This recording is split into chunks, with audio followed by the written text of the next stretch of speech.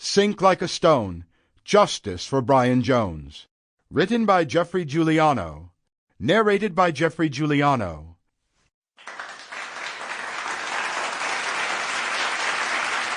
Thank you. Thank you. I'm Geoffrey Giuliano, author of Painted Black, The Murder of Brian Jones, published by Virgin Books in Great Britain in the early 1990s. It was never published elsewhere because I wanted to hold back because I knew there was a movie coming. And I wanted to piggyback that with the release of the movie, which I haven't yet gotten around to, even though the film was released in 2006.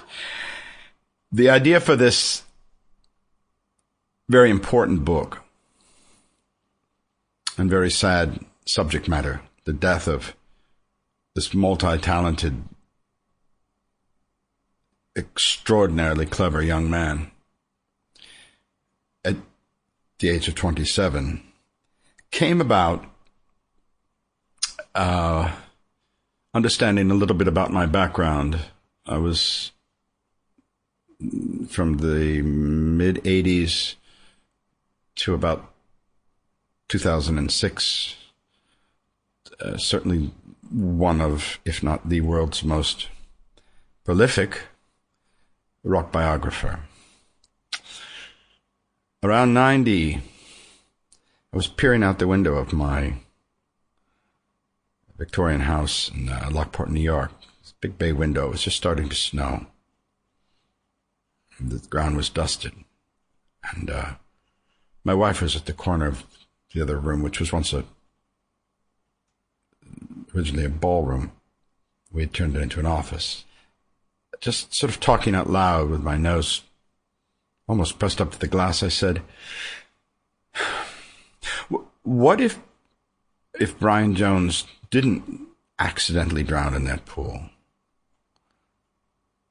He was a strong swimmer. He was on the high school swim team, did very well. And the pool itself is not big at all. I mean, from the center of the pool, it's just maybe 5 feet to either side. Surely if you were having some kind of an attack or were in some distress, you could turn onto your back or make your way to the side and hold on until help came, and there were plenty of people there. More than have been accounted for, I can tell you that. But that will come later. We began looking into it, and we discovered that the story, which had been about as quick as the Dallas police's fingering Lee Harvey Oswald, painted Jones as a bloated, drunken, pill-addicted addict who got so loaded he fell asleep in his pool. There's only one problem with that. The autopsy belies that completely.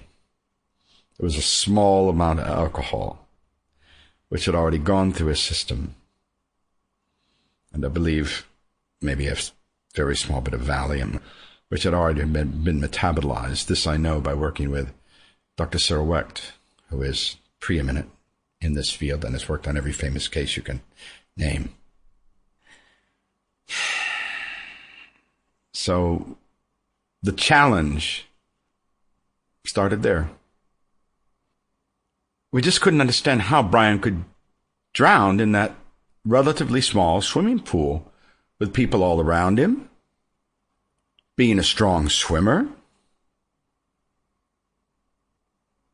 No matter what may or may not have been oppressing him at that moment, surely he could have saved himself or, as I say, called out for help. So why did he drown? There were no defensive wounds in his body. This I brought up to Dr. Wecht, who then mentioned to me that if, let's say, 4 people were to hold a leg, an arm, and an arm, and hold Sample complete. Ready to continue?